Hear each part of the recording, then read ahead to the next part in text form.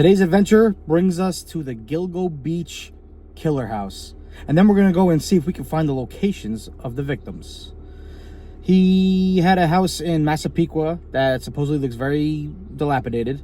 After it was discovered that, you know, he was the killer of these Gilgo murders, which you could throw in your Google machine and read all about. I'm not going to be discussing all those murders because there are plenty of sources you can get that from and things you can read up on. So throw that in your Google machine, you'll see that. Then come back and watch this video and you'll be more familiar with the material, and we'll go and visit the locations.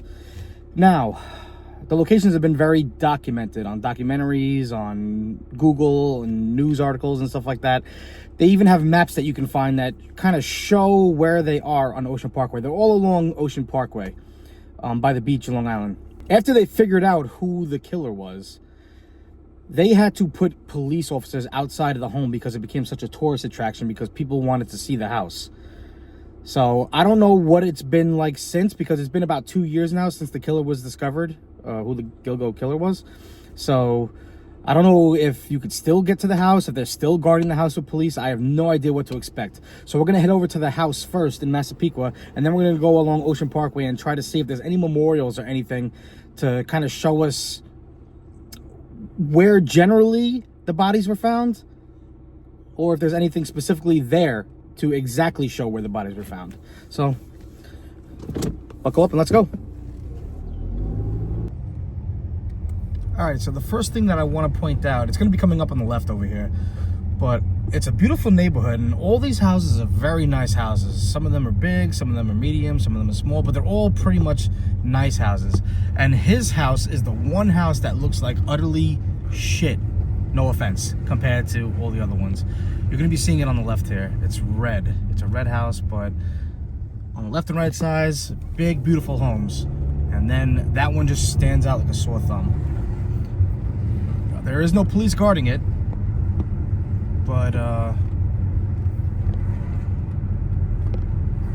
yeah, it's right behind these hedges over here.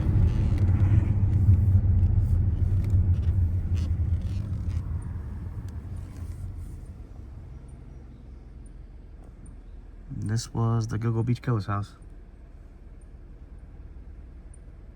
There's a bunch of lattice work now, kind of blocking the windows and whatnot. I don't know if somebody's living here now or what. I don't know if his family still lives there. I have no idea. But that was it.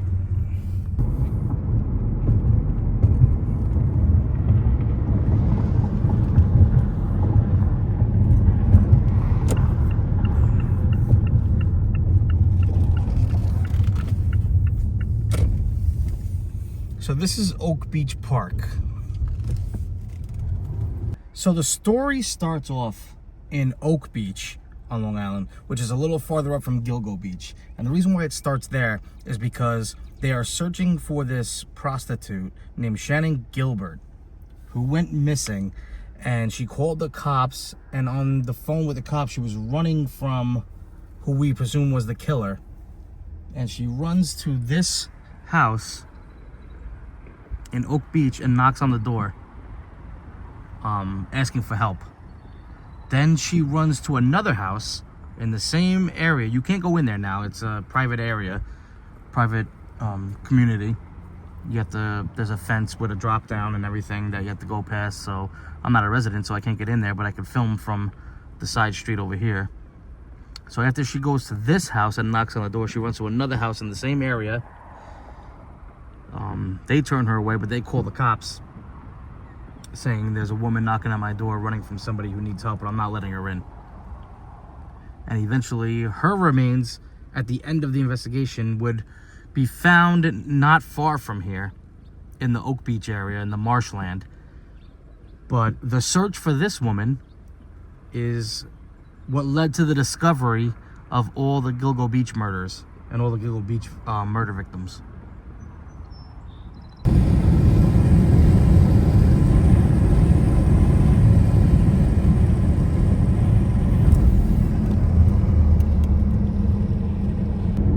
Right now we are on Ocean Parkway, and we gotta still go further down on the left side of the Ocean Parkway is where the bodies were dumped, but it's way down there. So right over here is where one of the victims was found along with a toddler. This one, I believe, was never identified, but they were found somewhere along right here, according to the map.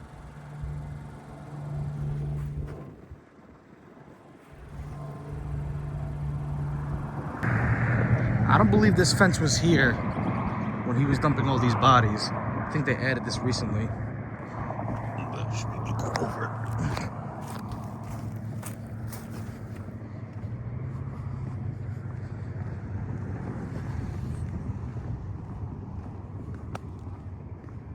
Somewhere along here. I'm trying to see if I see like a memorial or anything.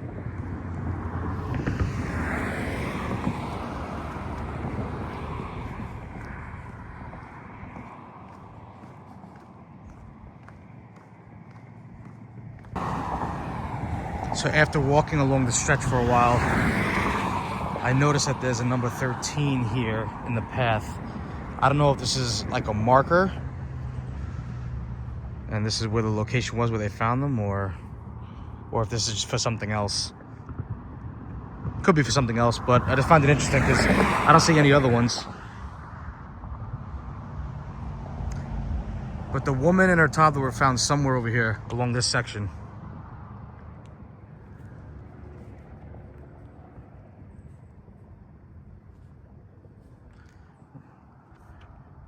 And all the rest of the bodies were found way down that way.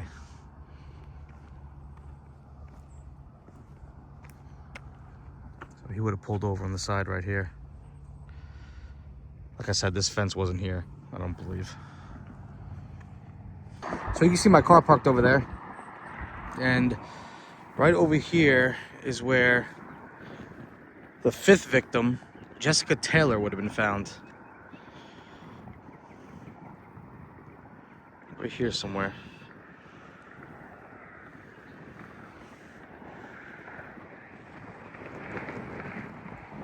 Jessica Taylor, number 5.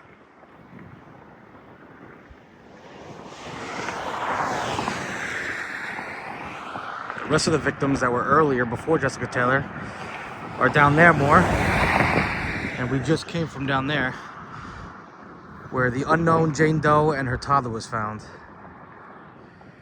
So this body was all by itself. The other ones down there were a little more grouped up, but she was by herself over here. I don't see the memorial or anything though. Now, I don't know if this was used as a marker also, or if this was just here, but this is the only little section where you can see some fencing. I don't know if that indicates that this is the location of where the body was found or not during the investigation. I have no idea, but it's not anywhere else along this strip. It's just right in this area.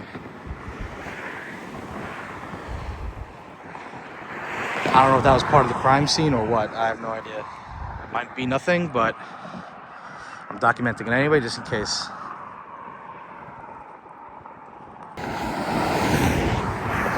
So this is where 3 victims were found near each other.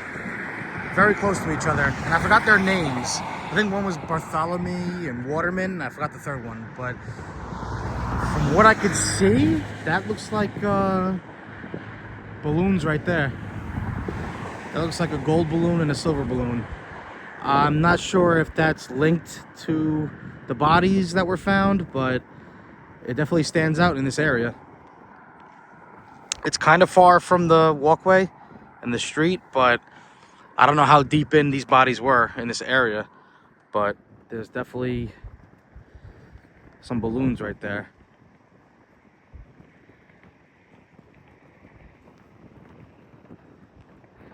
Once again, I don't know how significant they are, but this is the general area where 3 bodies were found.